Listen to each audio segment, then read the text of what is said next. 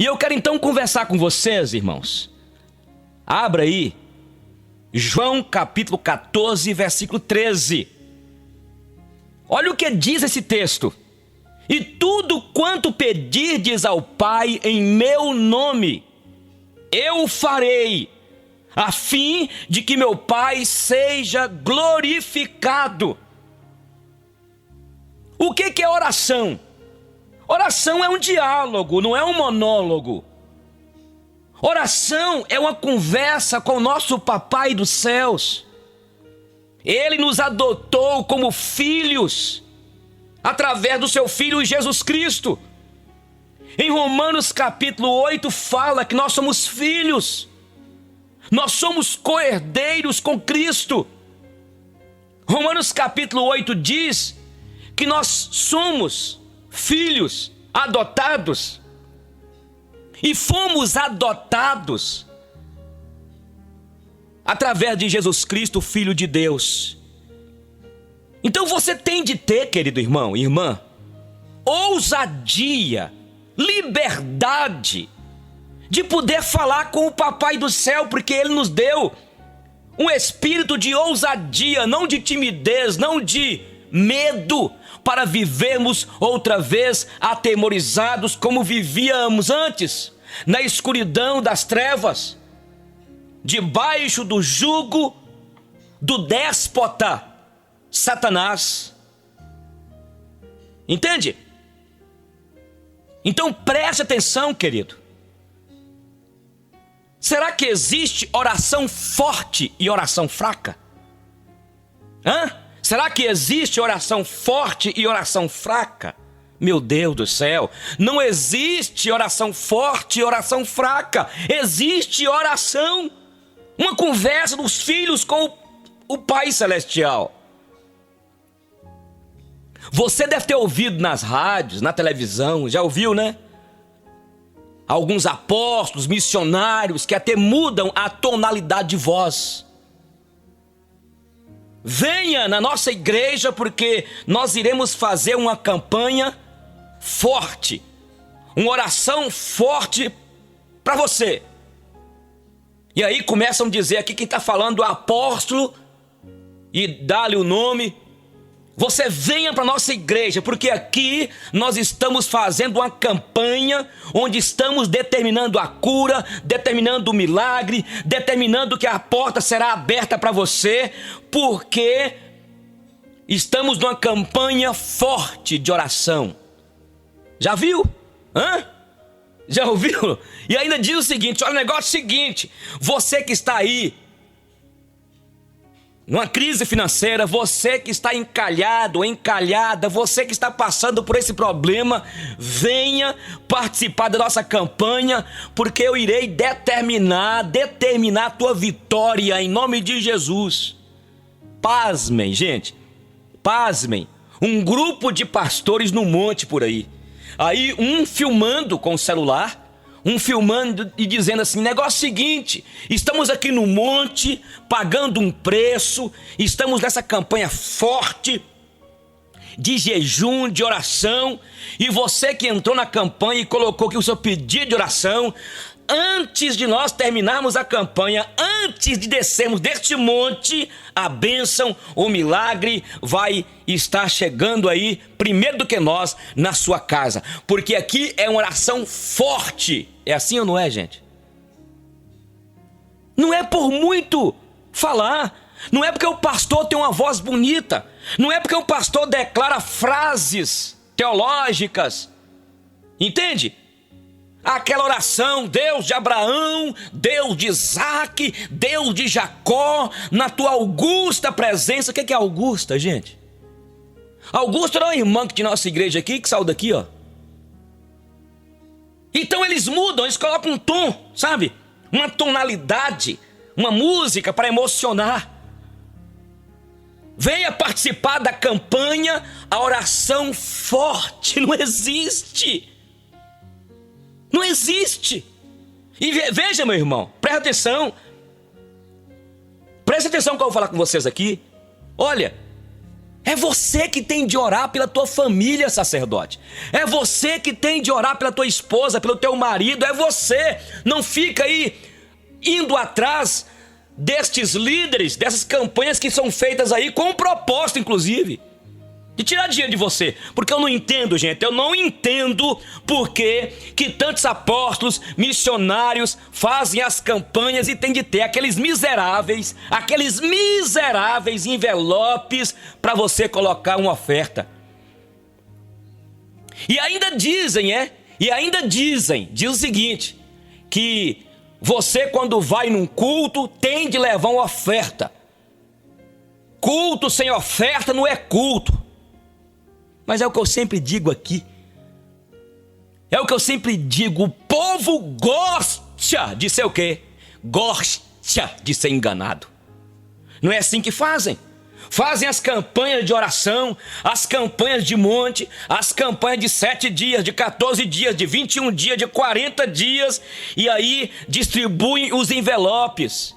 Eu não estou dizendo que você não deva dizimar, que você não deva dar uma oferta para sua comunidade, com um propósito específico, mas eu quero dizer o seguinte: as campanhas são feitas, não é com o propósito de ajudar você na sua caminhada de fé, no momento de tristeza, de angústia, para ver a sua alegria, para ver a sua felicidade, ou para ver, na verdade, ajudar e solidarizar com a sua tristeza. Mas o propósito é o quê? É dinheiro. Então eles utilizam esse texto aqui que nós acabamos de ler. O que o texto diz? Em João 14, 13. Se me pedirdes alguma coisa em meu nome, ou melhor, tudo que pedirdes ao Pai em meu nome, eu o farei. Aí eles dizem, tá vendo, meus irmãos? É tudo. É o carro importado, é o apartamento de 180 metros, é a esposa, você que está encalhado, é o marido, é uma viagem para a Europa, é você conseguir uma viagem para ir lá para a terra de Israel, a terra sagrada, lembrando desde já que não existe terra sagrada. Israel não é uma terra sagrada, Montes Claros é uma terra sagrada, a tua casa é terra sagrada. É uma ideia que esse povo tem de que Israel, o Rio Jordão lá é uma terra, é um rio sagrado. Sagrado, meu irmão, é este rio nosso aqui do Corte da Melancia. Tá sujo, pastor? Tá aí, é só pegar e colocar lá, meu irmão, os produtos para purificar, e você pega então e vai tomar um banho e vai batizar o teu povo. Tudo é sagrado. Mas aí o que acontece? Aí eles dizem tudo. Você está com a sua empresa falida. Então aqui diz tudo que pedires ao Pai em meu nome, Ele tem de fazer, Ele vai fazer. Não é assim que eles fazem? E quando você participa da campanha, dá uma oferta barriguda lá, e quando você não recebe a cura, o milagre, o livramento, aquilo que você almejou ao ter colocado aquele pedido lá dentro daquele envelope, aquela carta que você mandou para Deus, quer dizer, Deus não sabe nada da tua vida, você mandou uma carta para Ele. Aí se você não foi atendido, sabe por quê? Eles dizem, porque você não teve fé. Eles tiram o corpo fora. Ou é porque você estava em pecado. E aí a gente entra em crise. Ora, eu não estava em pecado, eu tive fé. Então esse texto da Bíblia é mentiroso. Isso aqui é apenas uma poesia, uma promessa falida para emocionar meu coração, porque afinal de contas também, eu até fiz seminário, no seminário ensino o seguinte, que tem algumas coisas que existem na Bíblia, algumas palavras que Jesus disse que não são inspiradas, e que Jesus não disse. Isso é o que o pessoal que colocou aqui. Escuta, minha gente. A Bíblia diz aqui, e tudo que pedirdes ao Pai em meu nome, tudo eu farei. Só que eles não terminam o texto, gente. A fim de que meu Pai seja o quê? Glorificado. E ainda no final que fala que nós devemos guardar os mandamentos dele. Se nós guardarmos os mandamentos dele, muitas vezes a pessoa não guarda mandamento nenhum, cara. A pessoa vai para a campanha, transforma a igreja num balcão de ofertas baratas. Ele quer receber o milagre, ele quer a cura do Deus, mas ele não quer compromisso com o Deus da cura. Ele quer receber o milagre, mas ele não quer saber do Deus do milagre. Ele quer que, inclusive, ele está terceirizando a bênção. Porque eu estou muito cansado, tenho que trabalhar, então eu vou mandar o missionário, o pastor ir para o monte orar, e aí depois eu só venho buscar aqui a bênção. Aqui fala de obedecer aos mandamentos. Tem muita coisa acontecendo aí, até diria, do mundo sobrenatural, Satanás dando pro povo, eles pensando que são de Deus, que é de Deus, não é. Então aqui diz o texto, o problema é que a gente pega um texto e esquece que a Bíblia é um todo. Aqui diz, tudo pedido ao Pai, em meu nome eu farei, a fim de que o Pai seja glorificado. Escuta, meu irmão, a fim de que o Pai seja glorificado.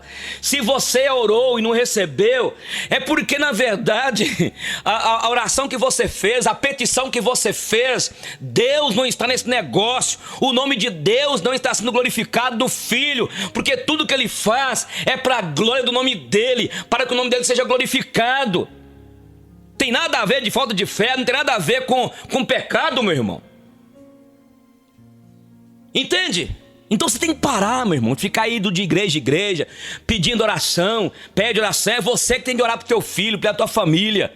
A Bíblia diz aqui, nos ensina, em Hebreus capítulo 10, versículo 19 em diante: tendo, pois, irmãos, intrepidez para entrar no Santo dos Santos, pelo novo e vivo caminho que Ele, Jesus Cristo, nos consagrou pelo véu, através do sangue, nós temos agora liberdade, minha gente, em nome de Jesus, de adentrar na presença do Todo-Poderoso. Escuta, meu irmão, toda oração é forte, porque você está usando o nome de Jesus, e na verdade não existe oração forte e fraca, existe oração. E se eu tiver a dizer que existe oração forte, toda oração feita em nome dEle, em nome de Jesus e para a glória do Pai é forte. Não é por muito orar. Não fica terceirizando uma responsabilidade que é sua. Tu és sacerdote, meu irmão. Tu és sacerdote. A senhora é a sacerdotisa. Antigamente, o sumo sacerdote que adentrava no Santo dos Santos, uma vez por ano, levava uma bandeja com sangue, uma bacia com sangue, e derramava sobre o propiciatório. Mas agora, nós temos, e já foi apresentado diante do Santo dos Santos dos céus, o sangue imaculado, ou do Cordeiro imaculado, o sangue do Cordeiro. E agora, eu e você temos acesso, temos liberdade diante de Deus, porque nós somos sacerdotes, gente. Então escute, não existe oração fraca e oração forte existe fraca. Existe oração de corações quebrantados, compungidos, contritos. É o que agrada a Deus. A Bíblia diz em Isaías que Deus habita com o coração quebrantado, compungido. O rei Davi orava dizendo o seguinte, que o que Deus agrada é disso, é de um coração quebrantado. As pessoas estão querendo fazer sacrifícios, e sacrifício agradável a Deus, como diz a palavra do Senhor aqui, coração quebrantado, compungido. Saia disso, irmão. Para com isso, meu irmão. A oração, ela é fraca ou é forte? Ela é uma oração. Então você tem que entender, meu irmão, escuta bem aqui, querido. Por mais simples que você seja, você talvez é um novo convertido. O que importa é você buscar a Deus. E você tem o tanto direito que eu tenho, que qualquer bispo tem, apóstolo tem. Todos nós temos acesso ao Pai. A Bíblia diz aqui em Tiago capítulo 5. Sabe o que a Bíblia diz? Que Tiago, que Elias era homem semelhante a nós. Semelhante a nós. Elias tinha os seus pensamentos ruins. Elias tinha os seus pensamentos de vingança, de orgulho, de vaidade. E orou. E durante 3 anos e meio não choveu. Depois ele orou e choveu. Elias foi para o Monte Carmelo e orou a Deus, e fogo desceu dos céus. O que Tiago quer dizer aqui? Tiago quer dizer, meu irmão, quer dizer que não existe pessoas especiais que podem orar. O grande profeta de Deus, Elias, era semelhante a nós, frágil, pecador. Talvez você ache que sua oração não é ouvida. De vez em quando na igreja nós vemos aquelas pessoas, pastor Eugênio, você pode orar por mim? Inclusive eu não gosto quando eu termino o culto à noite, sempre eu faço apelo. Aí depois vem uma família, vem um irmãozinho, pastor, que você pode orar por mim? Eu falo assim, não, minha filha, eu já orei já, ué. E sempre quem vem é gente de fora, porque o pessoal da nossa igreja já sabe. Eu tô cansado, meu irmão, já preguei já quase 1 hora, cansado. suei bastante, não estou nem respirando direto. Aí depois vem alguém, parece que aquela oração que foi feita no altar não resolveu não, porque as pessoas têm mania disso. É uma dependência doida. E muitas pessoas não querem um compromisso com o Deus da Bíblia, querem um milagre, querem que Deus resolva os problemas deles. Escuta, meu irmão. Então você pode orar, você tem livre acesso ao trono de Deus. Você pode clamar ao Senhor. Amém, gente? Amém? A Bíblia nos ensina que foram e chegaram diante de Deus duas pessoas, um publicano e um fariseu. E o fariseu orava com orgulho. Deus, eu não sou como esse publicano aí. Eu entrego dízimo, eu oro. Com orgulho. E aquele publicano batia a mão no peito dizendo: "Sê propício a mim, Deus, pecador." E a Bíblia diz que Deus atendeu a oração do publicano. Quando você chegar diante de Deus, meu irmão, hein? Quando você chegar diante de Deus, como teu Deus, como teu Pai, como teu guia, como teu pastor, o bispo da tua vida, não fique com esse orgulho, com essa jactância dizendo: "Eu vou determinar, eu vou reivindicar de Deus." Deixa de ser bobo, irmão. Deixa de ser tolo. Você é vaso, Ele é o oleiro por excelência. Ele é o dono de tudo.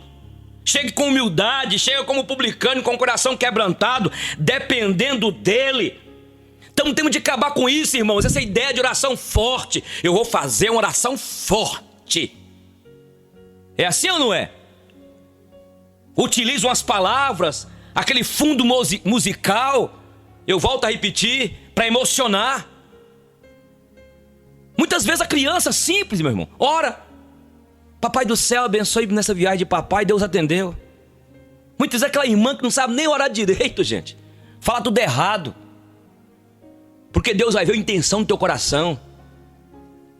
Então estamos falando sobre oração, irmão. Não existe oração forte, oração fraca. Existe oração que você faz em nome de Jesus, e se Deus for glorificado, e se é para a glória de Deus, assim será feito. Quando você lê um texto, fique no contexto do texto. Um texto lido sem o seu contexto dá pretexto. Você lembra de Odorico Paraguaçu? Mas você não gosta, tudo pra você é do capeta, né? Você não gosta de ler livro, você não gosta de assistir nada, porque tudo pra você é o capeta. Lembra de Odorico Paraguaçu? Lembra? O que é de pastor Odorico Paraguaçus? O que é de crente falando aquilo que a Bíblia não está? Quando você orar, meu irmão, veja o contexto do texto. Aqui diz, olha: "Tudo que pedirdes ao Pai em meu nome, eu farei, a fim do que meu Pai seja o quê? Glorificado." Ele não foi glorificado? Ele não foi. Segunda coisa, quando nós orarmos, não esqueça de falar da vontade de Deus. Seja feita a tua vontade. Tem pastores aí dessa teologia louca aí, estúpida, da teologia materialista, egocentrista da prosperidade, que diz: não tem esse negócio de pedir vontade de Deus, não. Olha o que a Bíblia nos ensina, irmão. Jesus foi para o Getsemane orar. Sentiu lá dor, agonia, tristeza, amargura, angústia. Chegou o momento de Jesus ter sobre si um peso. E ele ora ao Pai dizendo: "Pai, se possível, passa de mim este cálice, que eu não beba, contudo que seja feita a tua vontade." O cálice da tristeza, o cálice da dor, o cálice da angústia, da morte, da separação. Olha o que ele diz: "Contudo, seja feita a tua vontade." Este é o segundo aspecto da oração. É que nós devemos orar a Deus e falar: "Deus, que seja feita a tua vontade." Porque nós estamos aqui, irmãos, presta atenção. Nós estamos aqui para a glória dEle. Olha, enquanto você não aprender que você está aqui com um propósito. Tem um livro aí que eu já falei várias vezes com vocês, Uma Vida com Propósito, de Rick Warren. Lembra que o Phelps, esse grande nadador aí das Olimpíadas, foi impactado? Procura lá embaixo na livraria, em algum lugar. das livrarias lá. Agora tem a segunda versão. Enquanto você não entender que você está aqui com um propósito, hein? Você vai ficar aí com essas campanhas doidas, egocentristas, só pensando em você, só pensa em você. Você nunca pensa no outro. O propósito nosso aqui, olha, o que Efésios diz, que o fim nosso aqui é glorificar a Deus. A nossa confissão de fé de Westminster faz essa pergunta: qual o fim principal do homem? Aí responde: o fim principal do homem é honrar a Deus e glorificá-lo para sempre. É o que a Bíblia diz aqui em Efésios. Estamos aqui para glorificar a Deus, estamos aqui para viver para o próximo. Pai, deixa próximo para lá, a gente só pensa na gente. É minhas conquistas, minhas vitórias. Não é assim que o Satanás fez com Jesus? Queria que Jesus tivesse todas as coisas do mundo, e é assim que o diabo continua tentando, muita crentalhada aí, ó, aproveitando esta arma que eu diria da oração, esse privilégio que temos de chegar diante de Deus, para poder querer ter coisas materiais. Não estou dizendo que você não deva lutar, conquistar as coisas. Claro, eu estou dizendo que a nossa vida não é esta aqui, gente. Por isso, todas as vezes que você orar, fala com Deus: Senhor, mas que seja feita a tua vontade. Porque talvez Deus vai querer que você tome o cálice da perda, da decepção, da tristeza, de uma privação que você vai passar, de uma luta. Talvez será da vontade dele que você passe por isso, e não será da vontade dele que você tenha isso que você tem pedido. O que a Bíblia diz aqui em Tiago, irmãos? A Bíblia diz aqui em Tiago 3: infiéis, pedis e não recebeis. E sabe por que não recebem? Porque pedem para esbanjar nos vossos próprios prazeres. Muitas vezes pedimos as coisas a Deus para vaidade, para mostrar para a família, para exibir. Nós temos que aprender com Jesus Cristo, irmãos. Por isso, meu irmão, quando você orar, não esqueça: precisamos de voltar à Bíblia. Precisamos de voltar a pregar essa palavra que aqueles grandes homens de Deus pregavam. Inclusive a Bíblia ensina: seja feita a tua vontade, assim na terra como nos céus. Alguém está me entendendo aí, gente? Pelo amor de Deus, alguém está me entendendo isso? Isso é Bíblia, meu irmão. Isso é Bíblia. Aprenda isso, meu irmão. Estamos falando sobre oração. Quando você orar, entenda: é para a glória de Deus, é para a glória. Tem coisas que nos acontecem para a glória dele. Lembra quando perguntaram para Jesus: Senhor, quem pecou, foi ele ou foi os seus pais? Aí Jesus disse: não foi ele nem seus pais, mas ele está assim para que seja manifesta nele a glória de Deus. Tem enfermidade que é para a glória de Deus. Os teólogos da prosperidade não aceitam não. Ó, Paulo, quando foi orar a Deus, e Deus disse: olha, o meu poder aperfeiçoa na fraqueza, Paulo. Eu não vou te curar. E aí Paulo, ele fala para ele não envaidecer. Deus colocou aquele espinho na carne dele. E ele declara: quando eu sou fraco, é que eu sou forte. Todas as coisas, meu irmão, todas as coisas, aí eu quero passar para o terceiro aspecto, cooperam para o bem daqueles que amam a Deus. Quando formos orar, não esqueçamos disso. Deus tem a maneira dele de tratar conosco. Deus tem o jeito dele de tratar com cada um de nós. Tem gente que tem uma dificuldade muito grande. Tem uns que são mais maleáveis, não é? Tem outros que têm um temperamento desgraçado. E tem hora que Deus vai permitir uma luta, uma dificuldade. Então quando você for orar, entenda isso. Talvez Deus está permitindo isso, essa situação, porque Ele quer aperfeiçoar em você o caráter dele, forjar em ti a sua santidade. É isso aí, quer forjar em ti a sua santidade. Quer nos ensinar, quer moldar-nos, quer lapidar-nos, quer fazer-nos servos dele. Então tenha humildade, meu irmão, tenha humildade. É verdade que vai ter oração que você vai fazer e Deus vai responder.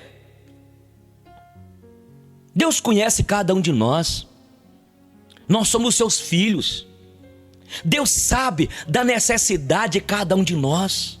E nós temos de parar com estas orações reivindicatórias, essas orações jactanciosas, essas reivindicações cheias de autocomiseração. Ó Deus, tu sabes que eu sou um homem de oração. Ó Deus, tu sabes que eu tenho andado na luz da tua presença. Tem gente querendo convencer Deus, sabia disso? Sabia que tem crente, tem pastor pregando para Deus? Pregando para Deus. Muitas vezes nós queremos nas nossas orações converter Deus.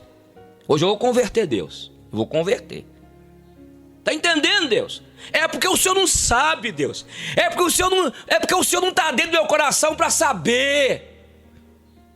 Fiquei sabendo uma vez de um pastor que orava: Deus, essa igreja, quanta luta que eu estou enfrentando, Deus. E tu sabes, Deus. Tu sabes que eu tenho dado a minha alma, eu tenho dado o meu sangue para esta igreja. Meu irmão, quem deu sangue para a igreja foi Jesus. E acabou. Hein? Autocomiseração. O dia que você sai da sua igreja lá, que você está falando que você deu sangue por ela, que você deu o coração por ela, que você deu toda a sua energia da sua juventude para ela, o dia que você sair dela, a igreja vai crescer lá. Porque Deus não tem interesse em pessoas igual a você. Deus age em corações quebrantados, compungidos. Entende? Então nós temos de parar de querer convencer Deus. Nós temos de parar de querer converter Deus. A gente quer ensinar para Deus. Nós somos terríveis, irmãos.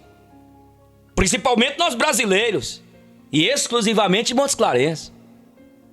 Já tem 19 anos que eu estou aqui. Não é? A gente quer falar o seguinte: a gente quer dar aula para Deus. Não é? E tem hora que a gente pega até os textos lá de Ezequias, do Velho Testamento. Quando Ezequias orou, que andava íntegro na presença dele. Tem uns que usam até o texto de Jó. Que eu nunca vi um cara que tinha um pecado, que por isso que Deus também tratou de Jó. O orgulho de Jó. Um dia chegar para Deus e querer dar aula para Deus. Um dia falar com Deus: pode colocar entre eu e ti alguma mulher se eu cobicei. Muitas vezes nós queremos separar e queremos caracterizar algumas qualidades que nós temos e esquecemos outras. Pode ser que Jó não olhou para uma mulher com intenção impura, mas o problema de Jó era o quê? Era o orgulho. Ele começou a dizer diante de Deus. E Deus então começou a argumentar com Jó: onde tu estavas, Jó, quando eu lancei os fundamentos da terra? Onde tu estavas, Jó, quando eu fiz o avestruz? Esse avestruz aí, essa ave que eu coloco os seus ovos na areia e não está nem preocupado se alguém pisa. Onde tu estavas, Jó? Então, irmão, presta atenção. Você como servo, como filho, quando tu chegares diante de Deus, chegue com humildade, com quebrantamento. Não queira converter Deus. Não queira ensinar a Deus. Não queira, meu irmão. Tem gente que, se deixar, ele quer mandar Deus sentar na sala de aula, no seminário. Senta aí, Deus. O seminário aí quer também pensar. Senta aí, viu? Eu vou te ensinar, Deus, teologia bíblica. Senta aí, Deus. Eu vou te ensinar teologia bíblica, viu? Olha, isso aqui, Deus. Olha, aqui, olha. Adão aqui quando caiu. E senta aí, Deus. Eu vou te ensinar sobre a teoria do Geb. Eu vou te ensinar sobre a teoria, sobre essa lenda aí da tradição judaica, sobre Lilith. Senta aí, Deus. Eu quero falar. Deus, senta aí, fica quietinho aí, Deus. Eu quero te ensinar, Deus, sobre as duas árvores do Éden. A árvore da vida e a árvore do conhecimento do bem e do mal, viu, Deus? Eu quero te ensinar. É assim, irmãos. Pastor Eugênio tá brincando. É isso mesmo, é ironia para você ver, meu irmão. Quanto a jactância. Por isso eu volto a repetir. De repente Deus ouve a oração de um ímpio mais impiedoso.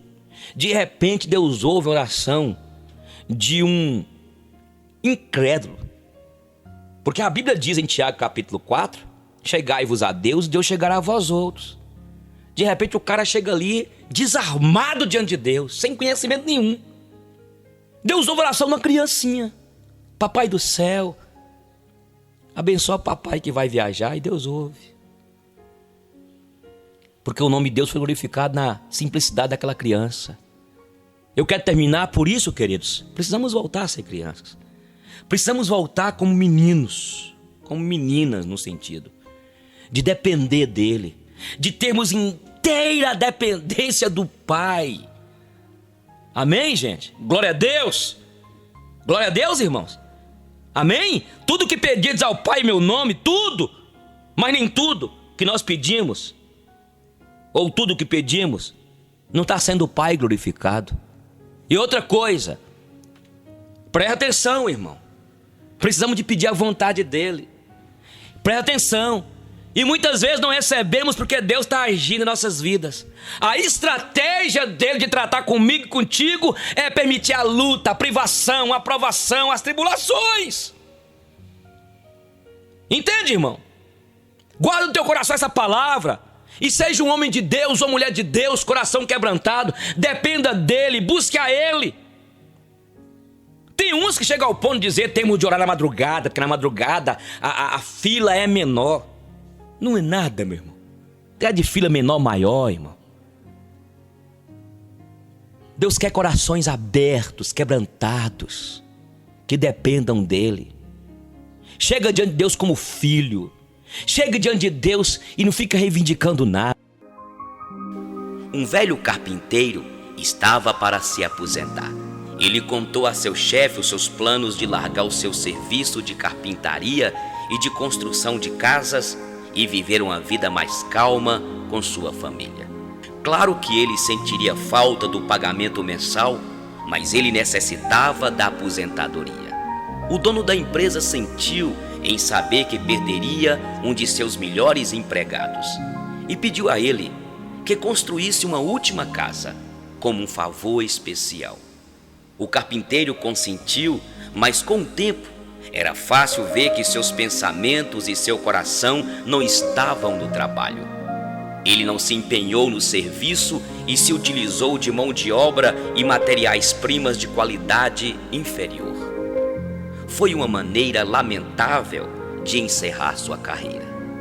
Quando o carpinteiro terminou seu trabalho, o construtor veio inspecionar a casa e entregou a chave da porta ao carpinteiro.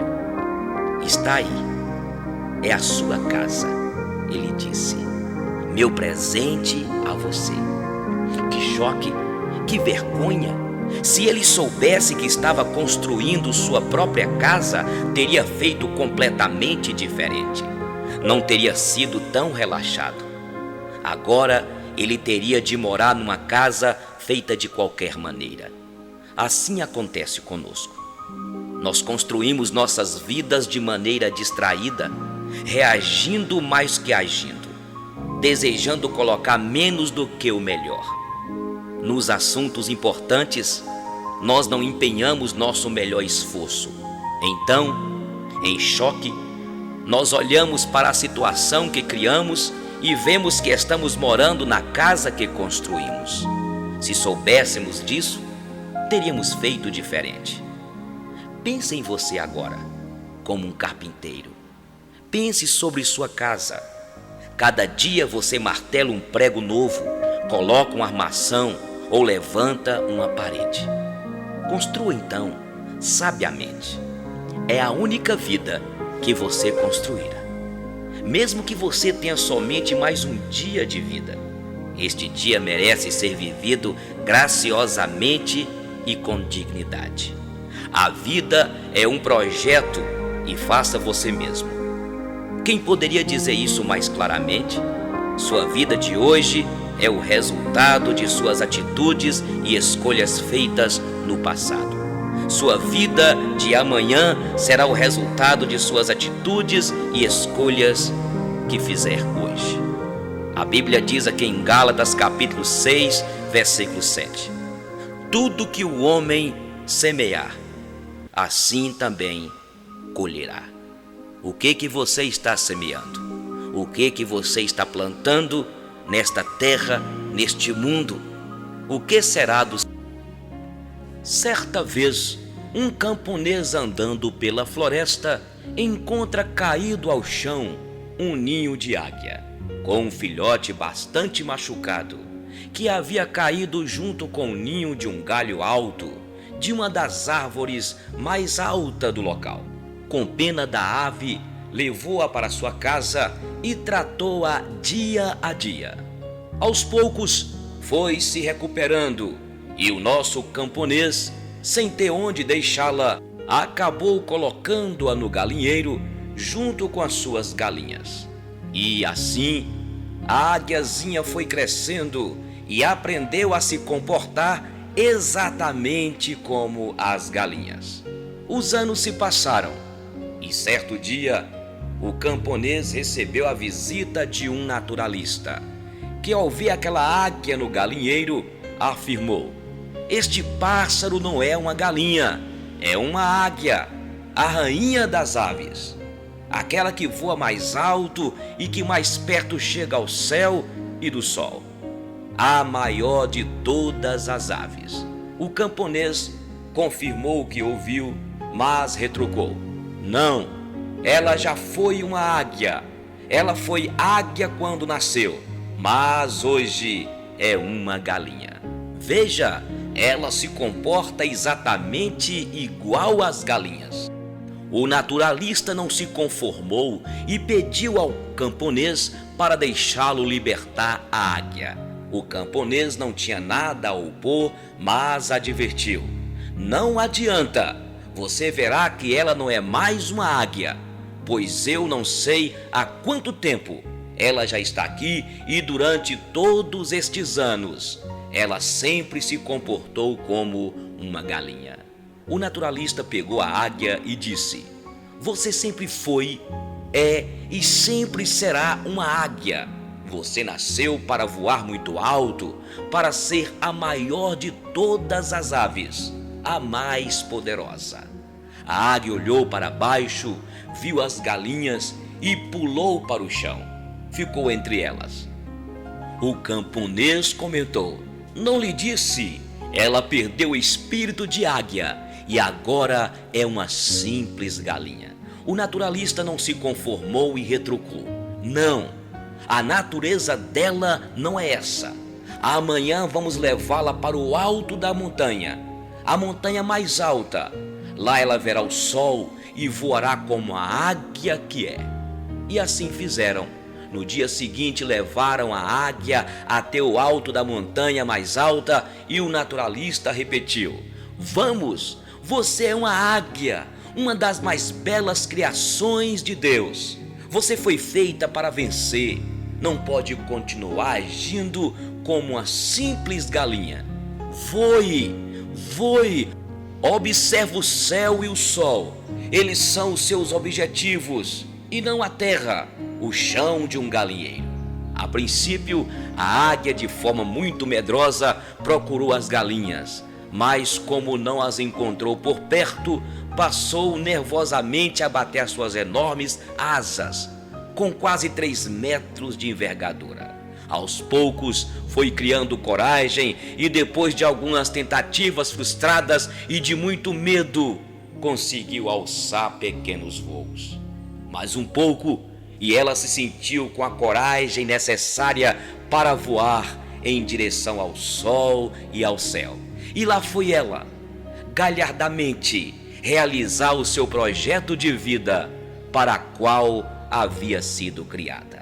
Nós, seres humanos, também viemos ao mundo para realizar todos os nossos projetos e sonhos.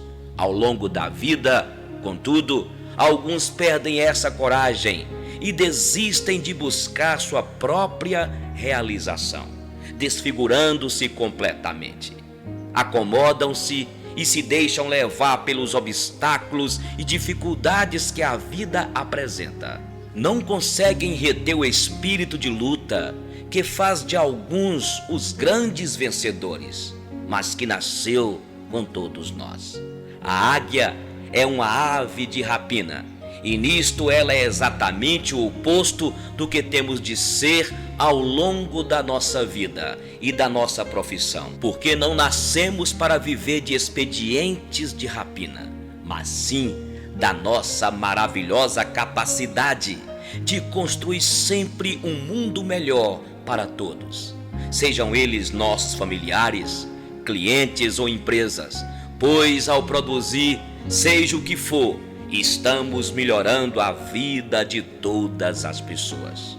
Mas, assim como a águia, viemos ao mundo para realizar grandes e bonitos voos ao longo da vida, transformar os nossos sonhos em realidade e vencer, voar, vencer em direção ao céu dos nossos sonhos e ao sol das nossas realizações. Mas temos de acreditar sempre que isto é uma situação passageira e que logo voltaremos a ter o espírito de vitória com que nascemos, lutando para buscar sempre a plena realização de todos os nossos sonhos. Assim como a águia, viemos ao mundo com a missão de superar todos os obstáculos que se apresentarem, pois temos de, todos os dias, começar sempre tudo de novo. Não adiantará absolutamente nada o sucesso ou o fracasso de ontem, e não importa o que já aconteceu, tenha sido ótimo ou péssimo, pois o que importa mesmo é o que você fará acontecer hoje. Semelhantemente à águia, busque ser a realização da obra maior de Deus e lute sempre, pois é isso que diferencia os que vencem dos que se lamentam. Nunca se esqueça, mas os que esperam no Senhor renovam-se as suas forças, sobem com asas como águias, correm e não se cansam, caminham e não se fatigam. A águia é a ave que possui a maior longevidade da espécie. Vive cerca de 70 anos. Porém, para chegar a essa idade, aos 40 anos, ela precisa tomar uma séria e difícil decisão. Aos 40 anos de idade, as suas unhas estão compridas e flexíveis e já não conseguem mais agarrar as presas das quais se alimenta. O bico alongado e pontiagudo curva-se.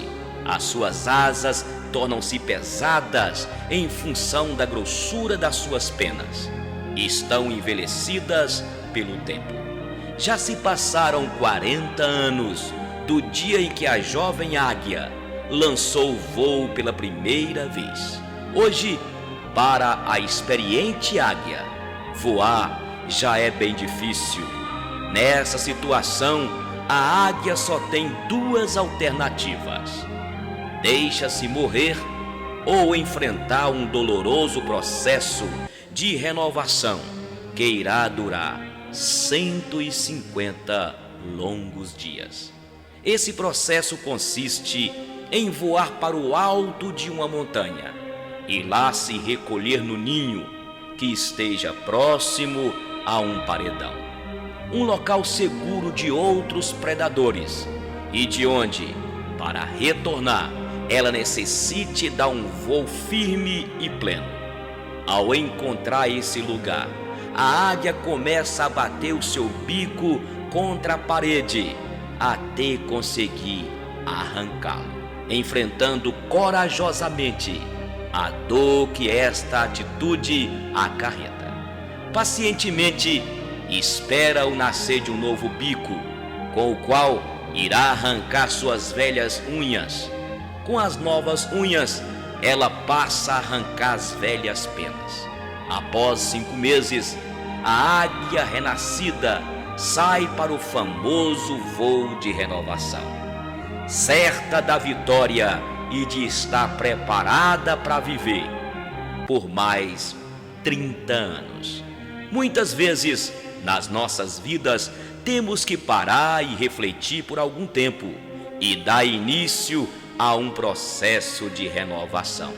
Devemos nos desprender dos preconceitos, dos maus costumes, de tudo aquilo que não é mais útil ou importante, para continuarmos a voar um voo de vitória.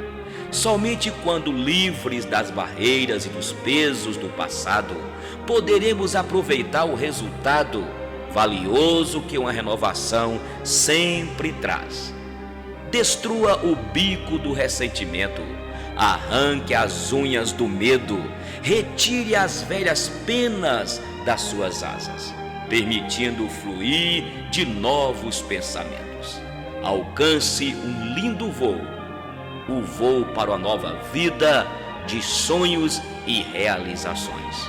Tenha sempre em meta, voe alto e seja feliz.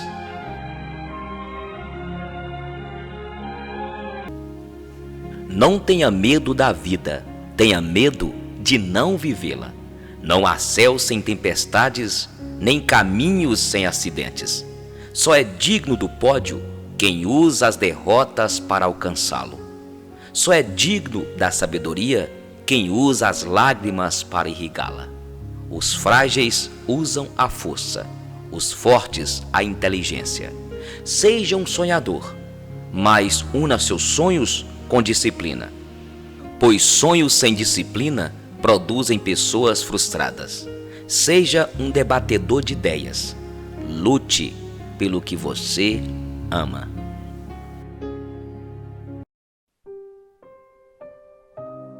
Certa vez, um navio partindo de Lisboa para o Brasil foi pego por uma tempestade. Por mais experientes que os marinheiros fossem, não puderam conter os danos da tempestade no navio. Remos e velas estavam completamente destruídos após a tempestade. E agora eles não conseguiam mover-se para chegar ao destino deles. Passaram-se vários dias e após isso, um navio cargueiro encontrou o navio que estava à deriva.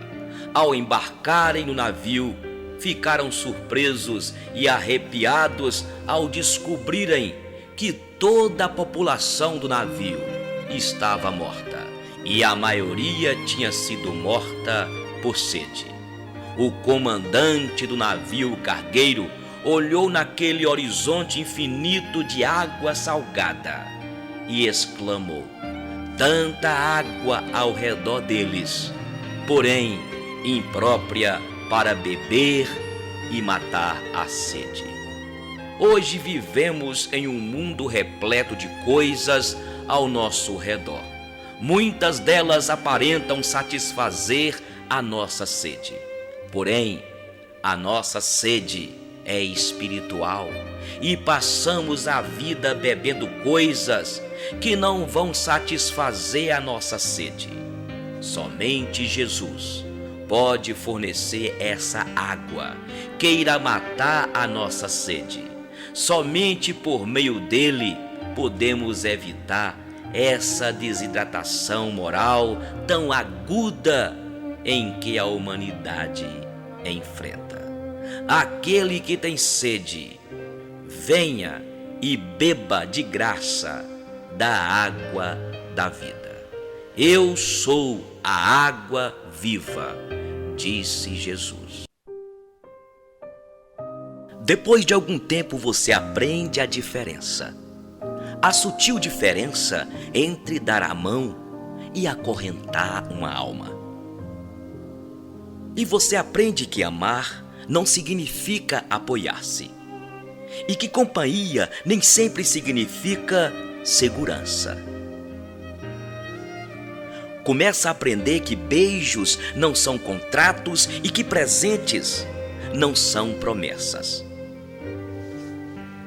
Começa a aceitar suas derrotas com a cabeça erguida e os olhos adiante, com a graça de um adulto e com a tristeza de uma criança. Aprende a construir todas as suas estradas no hoje, porque o terreno do amanhã é incerto demais para os planos, e o futuro tem o costume de cair em meio ao vão. Depois de algum tempo você aprende que o sol queima se ficar exposto por muito tempo. E aprende que não importa o quanto você se importe, algumas pessoas simplesmente não se importam. E aceita que não importa quão boa seja uma pessoa, ela vai feri-lo de vez em quando, e você precisa perdoá-la por isso. Aprende que falar pode aliviar dores emocionais. Descobre que se leva anos para construir confiança e apenas segundos para destruí-la. E que você pode fazer coisas em um instante das quais se arrependerá pelo resto da vida. Aprende que verdadeiras amizades continuam a crescer mesmo a longas distâncias. E o que importa não é o que você tem na vida, mas quem você tem na vida. E que bons amigos são a família que nos permitiram escolher. Aprende que não temos de mudar de amigos se compreendemos que os amigos mudam. Percebe que seu melhor amigo e você podem fazer qualquer coisa ou nada e terem bons momentos juntos. Descobre que as pessoas com quem você mais se importa na vida são tomadas de você muito depressa. Por isso, sempre devemos deixar as pessoas que amamos com palavras amorosas. Pode ser a última vez que as vejamos. Aprende que as circunstâncias e os ambientes têm influência sobre nós, mas nós somos responsáveis por nós mesmos. Começa a aprender que não se deve comparar com os outros, mas com o melhor que pode ser. Descobre que se leva muito tempo para se tornar a pessoa que quer ser e que o tempo é curto. Aprende que não importa onde já chegou, mas para onde está indo. Mas, se você não sabe para onde está indo, qualquer caminho serve. Aprende que ou você controla seus atos, ou eles o controlarão. E que ser flexível não significa ser fraco, ou não ter personalidade. Pois não importa quão delicada e frágil seja uma situação, sempre existem, pelo menos, dois lados. Aprende que heróis são pessoas que fizeram o que era necessário fazer, enfrentando as consequências. Aprende que paciência requer muita prática. Descobre que algumas vezes a pessoa que você espera que o chute quando você cai é uma das poucas que o ajudam a levantar-se. Aprende que a maturidade tem mais a ver com os tipos de experiência que teve e o que você aprendeu com elas, do que com quantos aniversários você celebrou. Aprende que há mais dos seus pais em você do que você supunha. Aprende que nunca se deve dizer uma criança que sonhos são bobagens. Poucas coisas são tão humilhantes e seria uma tragédia se ela acreditasse nisso. Aprende que quando está com raiva, tem o direito de estar com raiva. Mas isso não te dá o direito de ser cruel. Descobre que só porque alguém não o ama do jeito que você quer que ame, não significa que esse alguém não o ama com tudo o que pode. Pois existem pessoas que nos amam, mas simplesmente não sabem como demonstrar ou viver isso. Aprende que nem sempre é suficiente ser perdoado por alguém. Algumas vezes você tem de aprender a perdoar a si mesmo. Aprende que com a mesma severidade com que julga, você será, algum momento, condenado. Aprende que não importa em quantos pedaços seu coração foi partido, o mundo não para que você o conserte. Aprende que o tempo não é algo que possa voltar. Portanto, plante seu jardim e decore sua alma, em vez de esperar que alguém lhe traga flores. E você aprende que realmente pode suportar, que realmente é forte e que pode ir muito mais longe depois de pensar que não se pode mais. E que realmente a vida tem valor e que você tem valor diante da vida. Nossas dúvidas são traidoras e nos fazem perder o bem que poderíamos conquistar se não fosse o medo de tentar. William Shakespeare.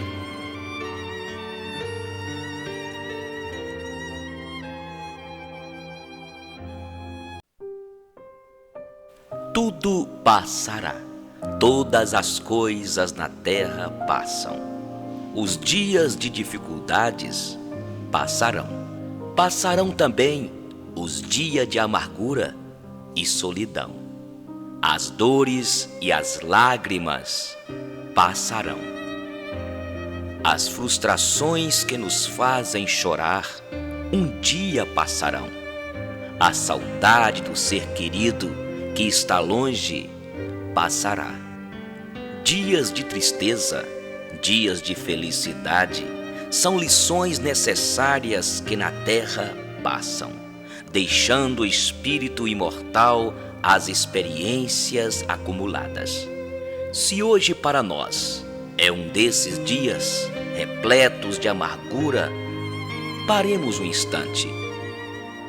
Elevemos o pensamento ao alto e busquemos a voz suave do pastor das nossas almas, Jesus Cristo, a nos dizer carinhosamente: isso também passará. Guardemos a certeza, pelas próprias dificuldades já superadas, que não há mal que dure para sempre. O planeta Terra, semelhante à enorme embarcação, às vezes parece que vai só sobrar diante das turbulências de gigantescas ondas. Mas isso também passará, porque Jesus está no leme dessa nau. Segue com o olhar sereno de quem guarda a certeza de que toda esta agitação faz parte do propósito de Deus para a sua vida, e tudo um dia passará. Ele sabe que a terra chegará a porto seguro, porque essa é a sua destinação.